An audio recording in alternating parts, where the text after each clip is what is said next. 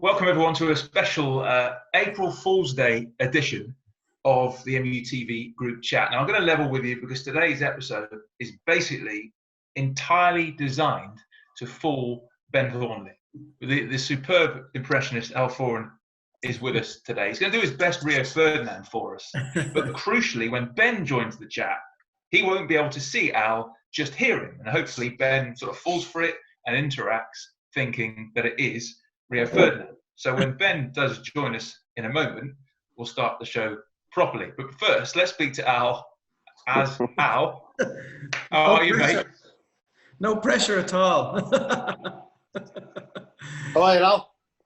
Yeah, you pal. Hello, gents. Yeah, no, this should be fun. We pulled this off before. It was about 3 or 4 years ago with one of Maisie's mates. We did his Latan. So hopefully we can do this again. So yeah. What do you think, Danny and Maisie and do you reckon, and Wes, do you think he will fall for it, Ben? And what's your gut instinct? I think he will. Hook, line, and sinker. Short and sharp out, and he'll be going all day for it. Yeah, that's how to do it.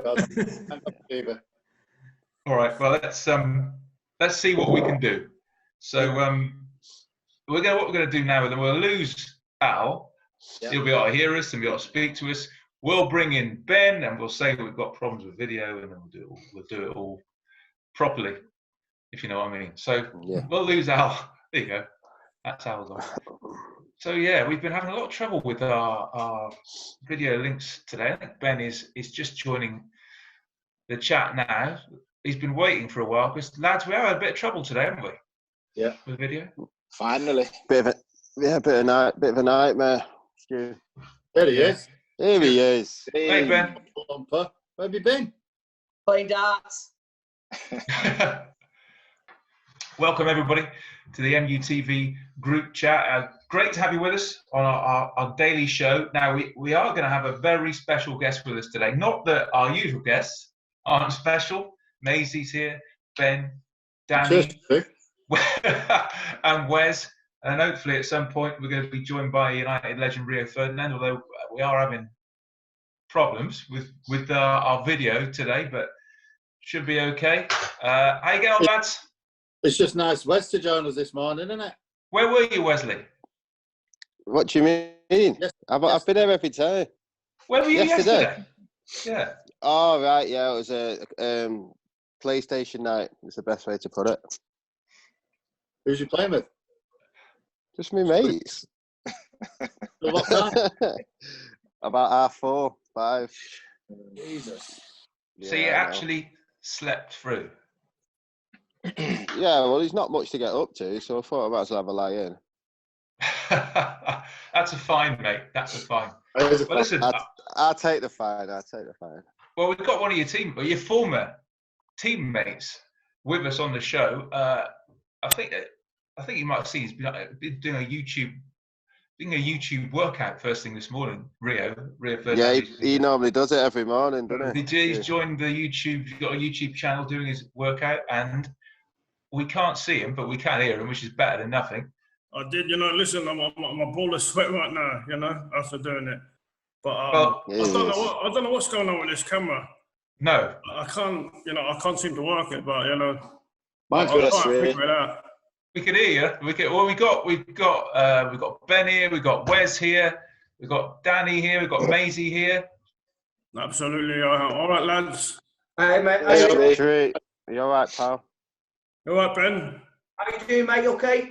Not too bad, mate. Not too bad. I'm trying to fix this camera. I don't know what is going on with it. I don't know if it's blurry or not. I don't know.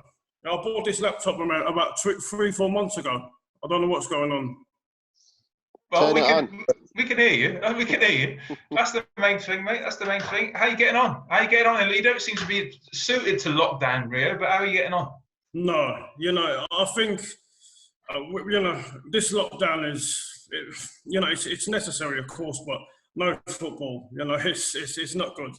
And especially not doing the punditry on BT has been a tad bit difficult, but you've got to be watching all the classic highlights of football. I think that's what a lot of people are doing, watching the Premier League years and all that. So, you know, it's been a bit difficult, but hopefully we get things up and going again in a couple of months, you know, and we'll be watching football again. I bet you're struggling taking a wage drop, aren't you? Absolutely, mate. 100%. What's that? We having a Q&A or questions, whatever? No? Well, I want to say, first of all, Wes, I mean, you played with Rio probably more than any of these lads. What was he like to play with? Yeah, Rio was quality. He used to do everyone's heads in sometimes. You know, No, demanded a little bit, really. I did not. That is not true. And we all used to play this game called Solcom as well. Before every away trip on the bus everywhere, and Rio was probably the worst player at it. Just to let you know, Rick. Not a chance, mate.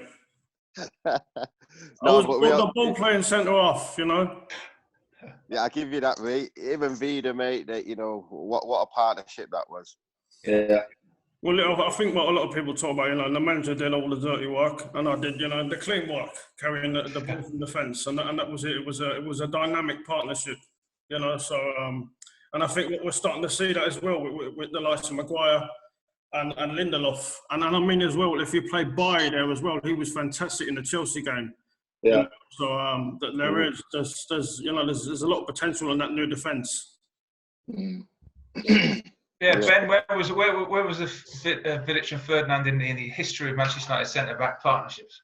For me, right up there, without any question. I think the lad summed it up perfectly. That, you know, Nemanja was quite happy to do the scrappy work and the heading and it's mine type thing. And should he have missed anything, Rio was always there to mop up, never looked flustered. And one of the best carriers of the ball out of defence that we've seen in the Premier League so far. By the way, Ben, what's the date today? Yeah. What's the date today? Do you know what? I did have a little sneak. Let's reveal Rio. Let's reveal Rio. April Fools, mate. April Fools, mate. 100% April Fools. I'm not sure you had me, to be fair. I was looking at his body language. I was thinking, has he copped it? Has he not? You know. Yeah, look at his body language. Thanks for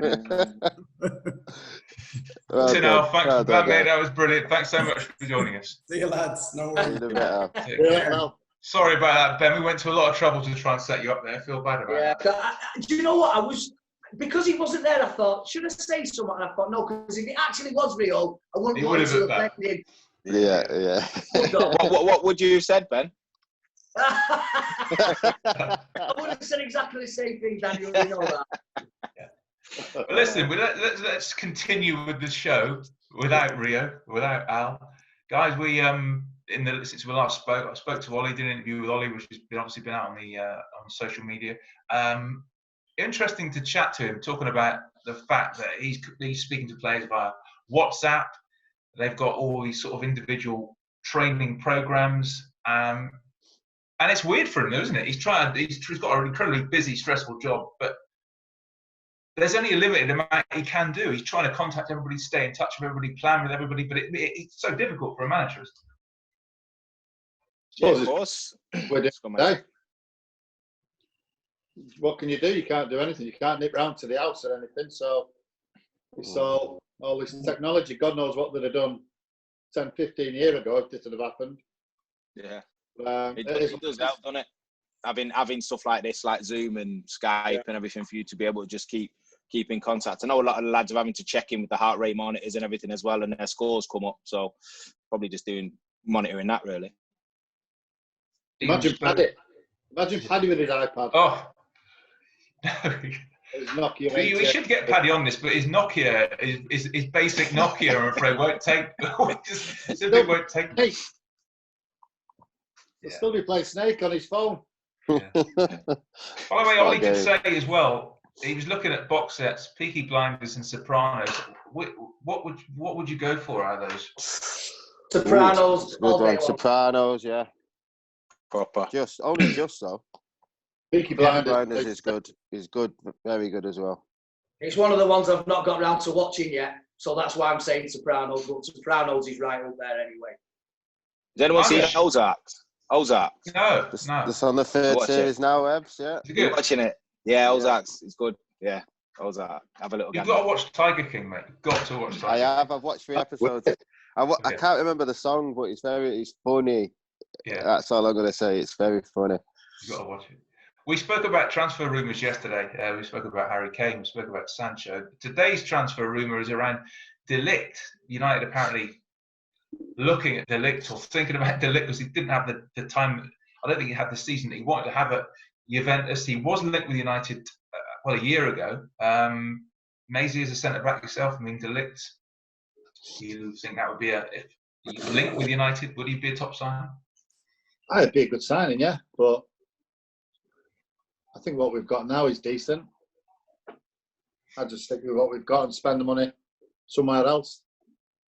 Yeah, he's a good player, but I like Harry and I like Victor and Eric in there. Axel? Luke Shaw, Axel, absolutely.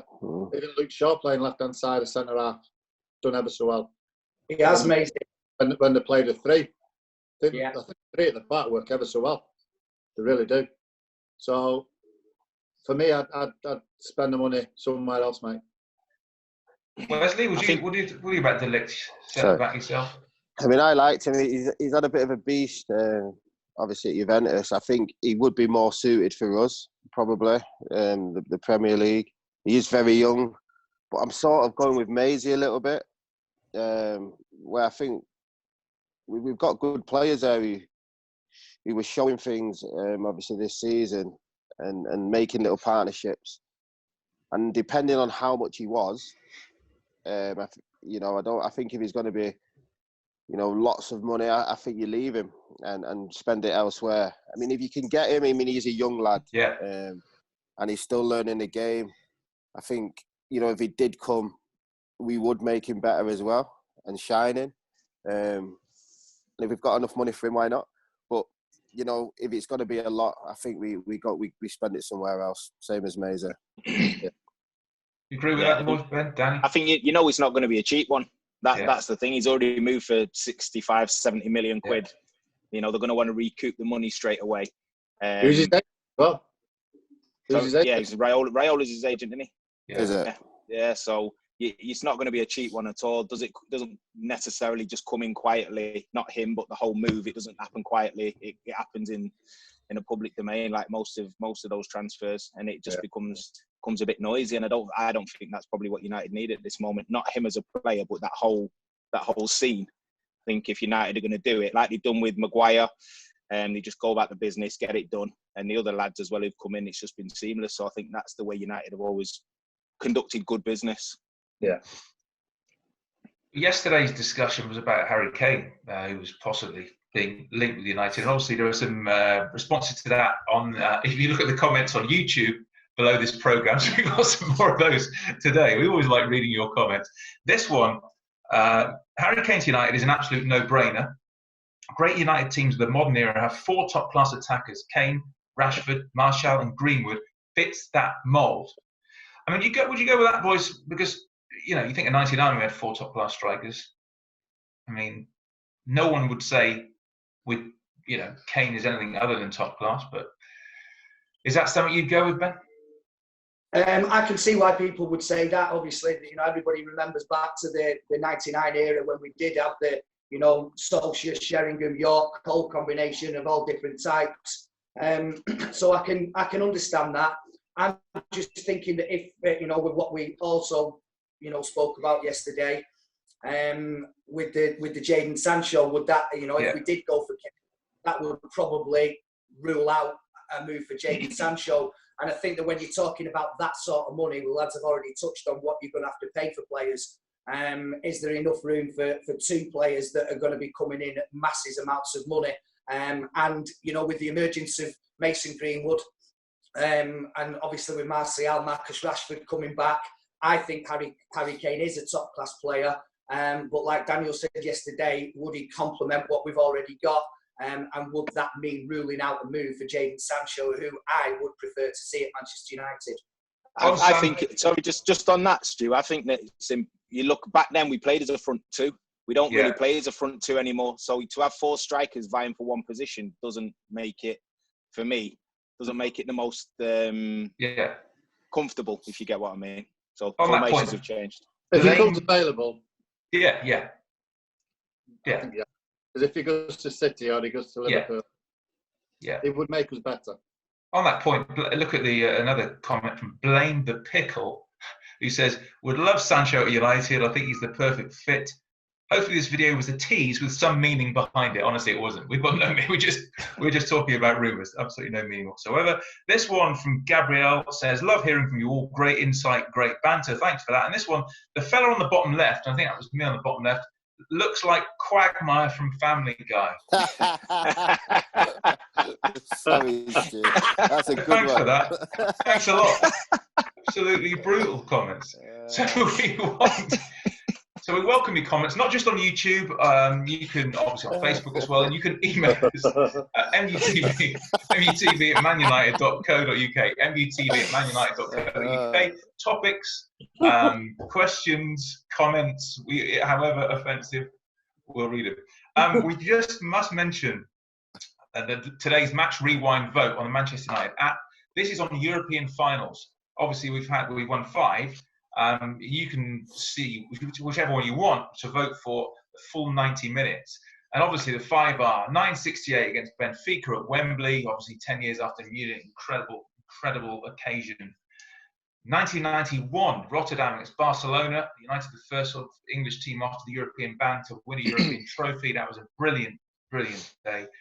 Obviously, we know about 99, Bayern in Barcelona. 2008, Chelsea on penalties, John Terry falling over, brilliant. In Moscow, 2008. And Ajax in Stockholm, 2017. Those are the finals you can vote for. The winner you get to see in full. Let's go around the guys. Which game are you going to vote for those 5? I'll start. I mean, the first one I watched, I wouldn't mind watching again, which was the 91. I think it was Hughes. Hughes, brilliant. From that angle, was it? Yeah. I'd love to watch that again. I was only 11, I think, when I first watched that. I've seen it for a while. Ben? Yeah, I was with that. It would be one of the first 2 for me. I thought as great as it was to win the Europa League against Ajax, I thought that particular final was a bit of a non-event. I don't think Ajax even bothered turning up. But that one for me as well, because it was just at the time we are obviously the class of '92 lads. They joined in '91, so it was coming off the back of that, and it was that goal by Sparky was brilliant. Maisie? 91, absolutely. Really? Just echo the lads, yeah. Yeah. Seen it loads of times. Sparky nicking Bruce's goal as well, which was. Dan? Similar. I remember I'd have only been 10 at that point, and I just remember Hughes' goal, and you go out on the street trying to hit it as hard as him. Who had the small shorts back in the day, didn't he? Hughes' thighs were massive. Nice to think I had always want like massive legs to be able to kick the ball as hard as him. So yeah, that goal for me was top as well, to be fair. Well, you've got.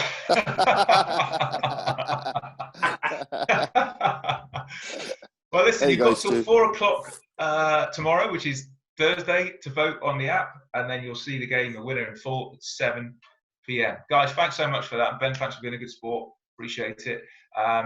Tomorrow, Ant Croller is going to join. The real Croller. It won't be Al again doing a Croller. It'll be Ant Croller as well. So thank you for watching. Stay at home, everybody. Stay safe. We'll see you again soon. Thanks, boys, and thanks for watching. See you later. Cheers, everyone. See you later.